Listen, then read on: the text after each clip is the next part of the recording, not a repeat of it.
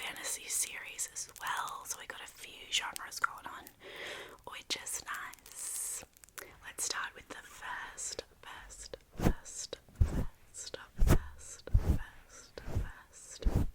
book. And that was The House Across the Lake by Riley Sager. Now, the start to this month was unfortunately disappointing. I've loved every other Riley Sager book that I've read, but this one I didn't like. I liked the majority of it, but I didn't like the twist in this, and that really makes or breaks a book for me usually, so, well, a thriller book anyway. And unfortunately, in this one, I just did not like it. I feel like he could have went in a really different direction and chose to do this, and wish he didn't. But if you don't know, this book is about a woman. She is alone in a house, and she essentially is watching the people across the lake from her. It's the house across the lake, and it's kind of like the woman in the window where she's kind of watching them. The woman across the lake ends up kind of going missing, and the story evolves from there. I did enjoy one twist in this, and I wish he kind of stayed on that route and made it a different story, but unfortunately he didn't. But the journey was good. I enjoyed the writing. Listening to it in audiobook form was awesome. I just feel like with thrillers, they're easy to listen to in audiobook form. But I wouldn't recommend this one to you. If you wanted to read a Riley Sager book, I would pick up The Last Time I Lied, or Home Before Dark, or Lock Every Door. Honestly, any other one. Just any other one but this. Let's not dwell on this one any further. I did give it a 2.5 stars, so quite low. And I don't rate a lot of books below 3 unless I just didn't like them, so unfortunately this one is in that category. Next book that I read was another thriller. I think just these last couple of months I've been in the fall thriller Halloween vibe mood, you know. So this one is None of This Is True. None of This Is True by Lisa Jewell. And this one is about a woman. She ends up meeting another woman out at a restaurant one night, and they end up being birthday twins, so have the birthday on the same night. And so they form a little bit of a friendship, I guess you would call it. But she ends up going on this woman's podcast, and they were talking about how the main character, she wants to change her life. She wants to get out of a marriage that she's in. Her partner's like a million years older than her. I don't know if it's like 20 or 30 years older than her, so quite an age gap, and they got together when she was quite young, so kind of goes through that, and a lot of twists and turns. I kind of guessed them all though, which sucks. I wish I didn't. I know it's probably just because I've listened to and read a lot of thrillers, so that brought it down for me a little. I just love being surprised. I want that joy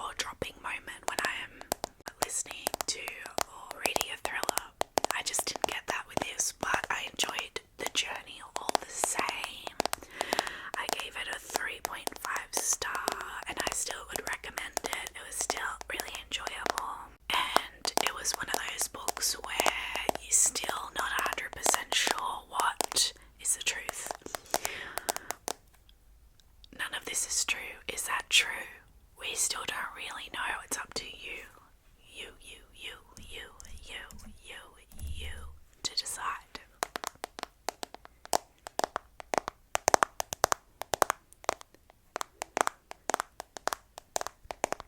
Next book after that, I did read romance.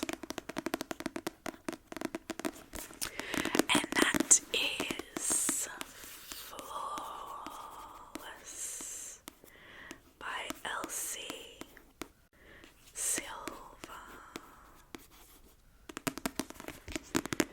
Flawless, flawless, flawless, flawless, flawless.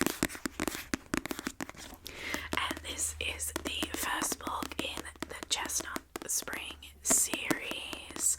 These are interconnected standalone, so you can read them separately, but because it's part of a family, each book is about like a brother in a family and their romance, so would advise to read them all, but again, you don't have to.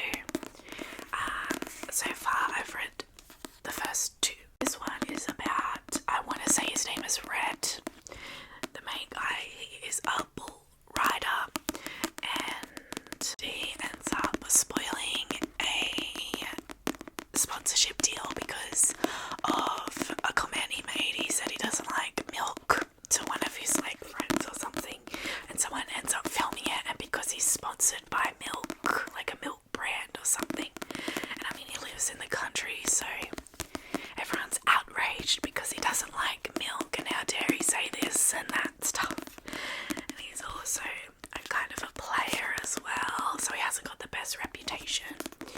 So his manager ends up hiring a woman to look after him for the next little bit while he's touring and doing his bull riding.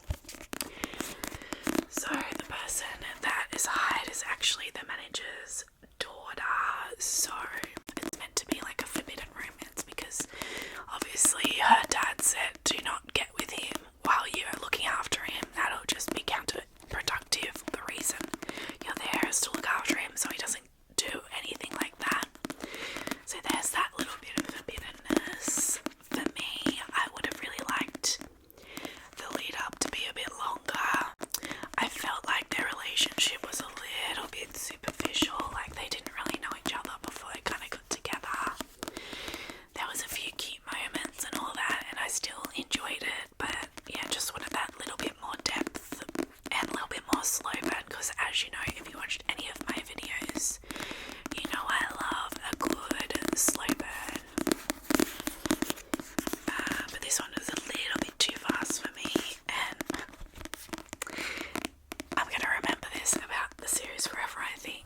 Well, this book anyway, it just really spoils it. So Rhett, the main guy, calls her princess. Then later in the book, her dad calls her princess, and that just creeped me out. Why is her dad calling her princess? Why? That'd have to be a thing you had to put in the book. That nickname now just wrecked. Why is your dad calling you princess? Stop. You can't have your boyfriend and your dad calling you the same nickname. It's not right, okay? Other than that though, I did enjoy it. It's a solid romance. The spice was okay. I gave it 3.5. I just think with the hype that this series has, I was expecting a bit more, but this is only the first book, so, and I still enjoyed it, don't get me wrong. 3.5 stars, still a good rating.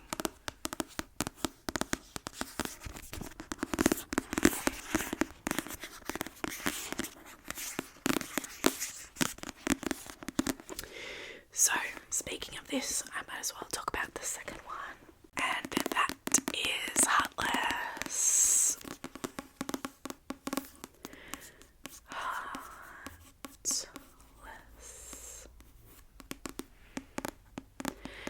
By Elsie Silver. And this is the second one in the Chestnut Spring series. This one is about Rhett's brother, Cade and Summer.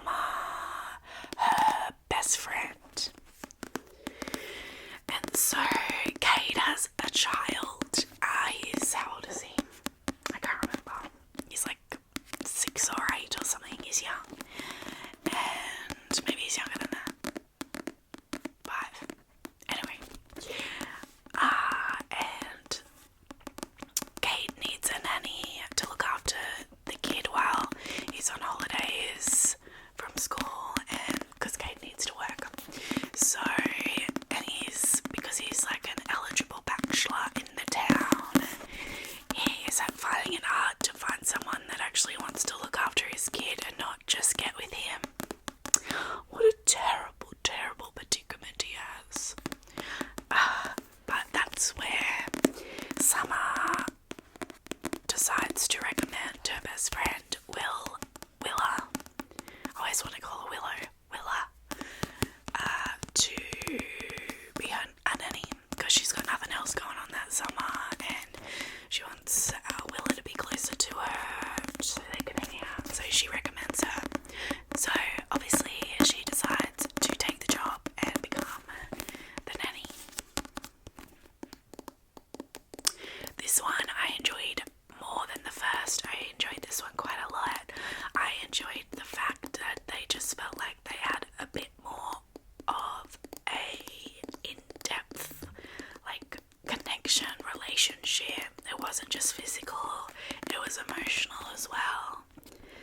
I don't mind kids in books when they're really cute and fun and just really add to the story, and I feel like Luke, I'm pretty sure that's his name, the kid he really added to the story and really helped grow both Kate and Willa's relationship together as well. So I really enjoyed that. I enjoyed the spice in this one. I think it was better than the first, and yeah, I think also just because they had a better connection, I think. And yeah, really, really enjoyable. I definitely recommend this series for you to read if you like romance with a bit of spice. This small town romance. And both of them have been I wouldn't say enemies to lovers, but they didn't really like each other at first, and then liked each other after, which is one of my favourite tropes in romance.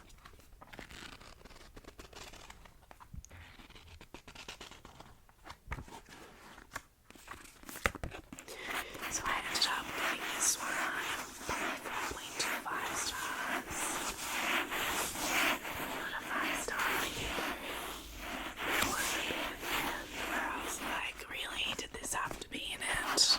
Did you have to just throw that in the end? Could have just left that bit out, but overall, enjoyable. And definitely recommend it to you. After that, I was in a fantasy mood, so I ended up picking up Scarlet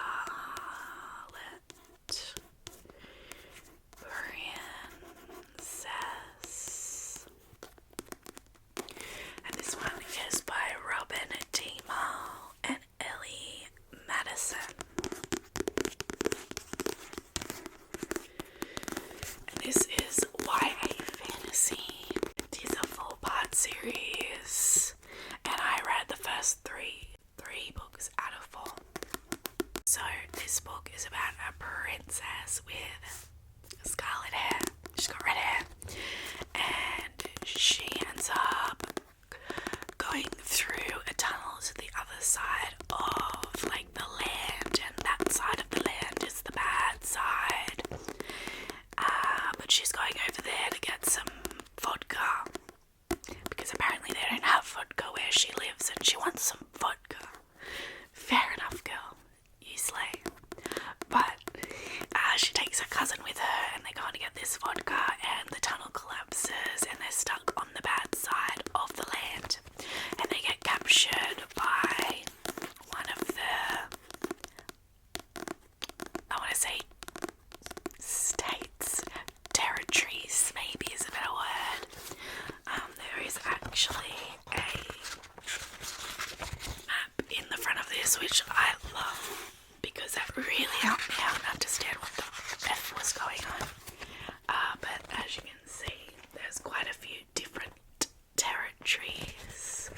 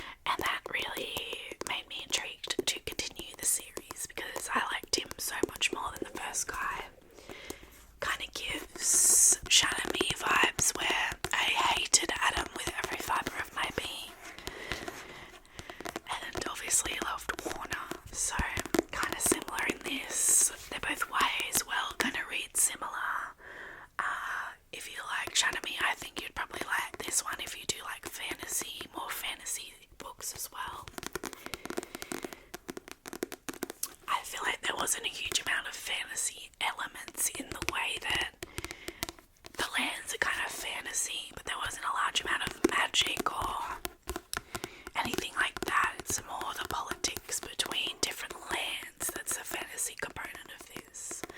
So just don't expect a crazy fantasy war plot with magic and stuff. It's not like that.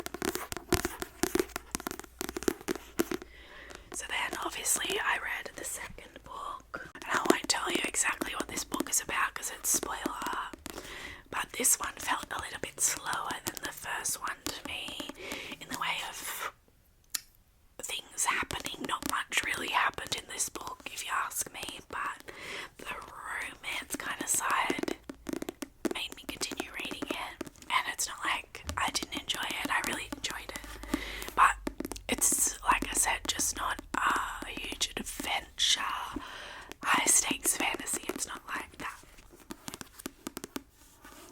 but still enjoyed this, and the romance was nice for YA romance.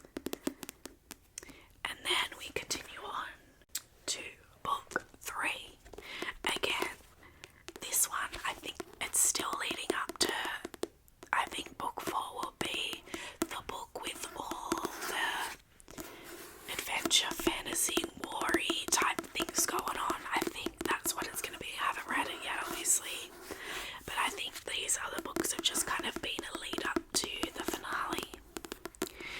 But this one is really romance heavy, and I probably enjoyed this book the most out of them all.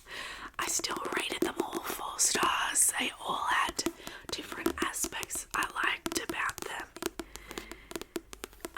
They're all kind of different though in what's going on, but I still think they all deserve 4 stars for a good YA fantasy. And again, this one really picked up on the romance.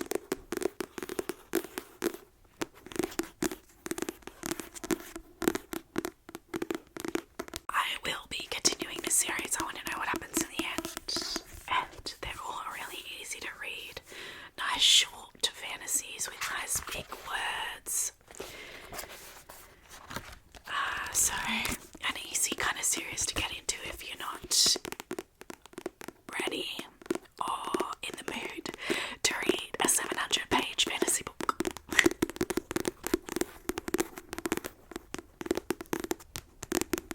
Now the next books I all listen to on audiobook.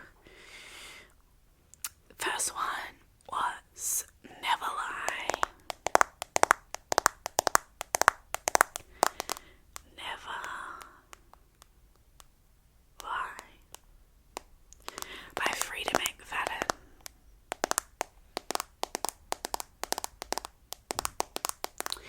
I really enjoy Frida McFadden books. I love the fact that they're quite short and fast paced and just really enjoyable thrillers. This one is about a couple that go to look at a house that they are planning on buying if they like it, like an open home.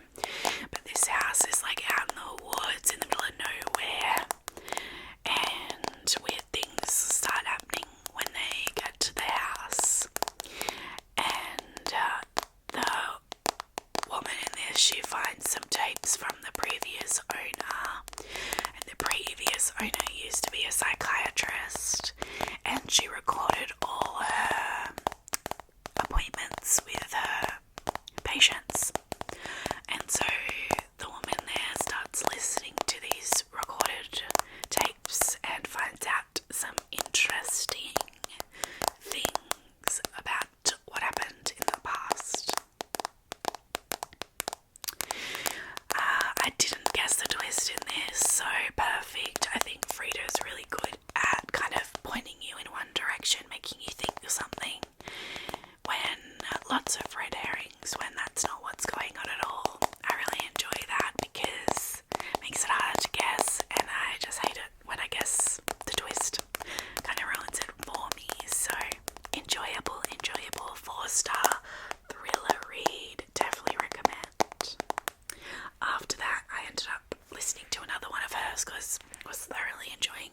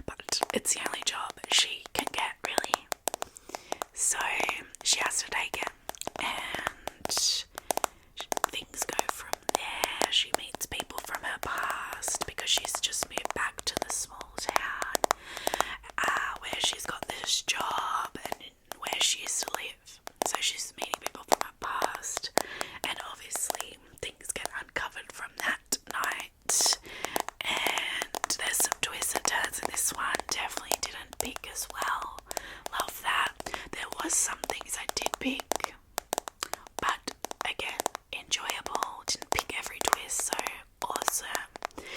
And yeah, solid 4-star thriller. And like I said, short, easy thrillers. Definitely pick up a Frida McFadden book if you're in the mood for a thriller but don't have a huge amount of time. After that, I listened to the audiobook of Deek by Eden Finley, and this is the third book in the Fake Boyfriend series. I've talked about the other 2 books, I think, on this channel before. These are free audiobooks on Audible, so I've just been listening to them.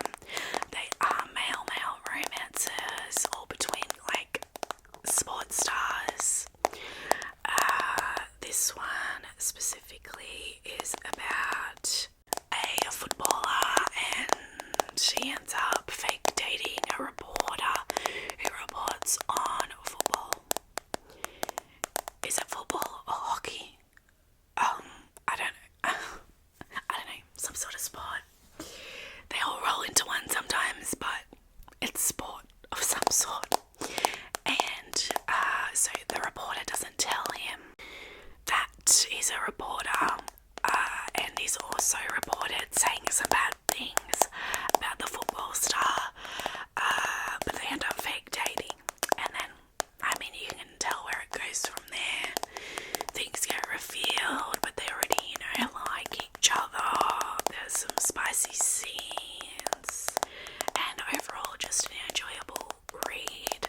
I gave it 3 stars. I don't think it was anything special, but still very enjoyable if you're in the mood for a male romance with sport and fake dating.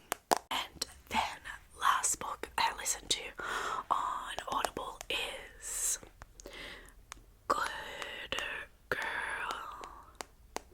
Bad Blood.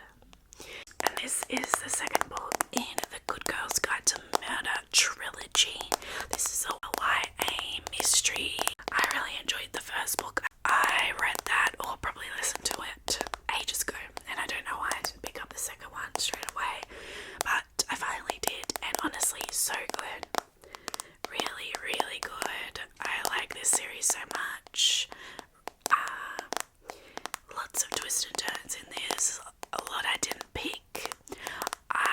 The only thing that brought it down for me was probably I just felt like maybe the twists could have been a little bit better, maybe a little bit more jaw-dropping, but other than that, the twists and turns were awesome. I love it how she kind of goes into depth on how they figure out things.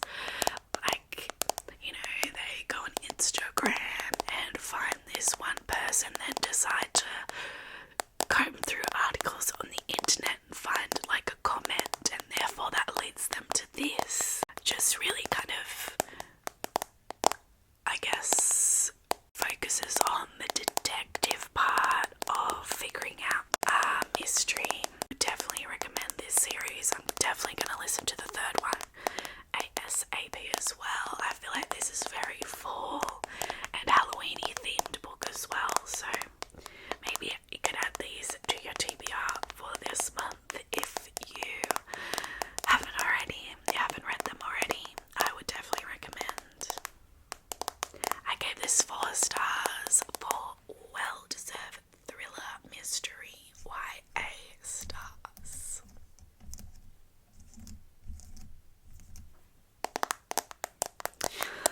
And that's the last book that I read this month. I hope that this video relaxed you and you enjoy the rest of your day, or hopefully you are feeling a little bit sleepy.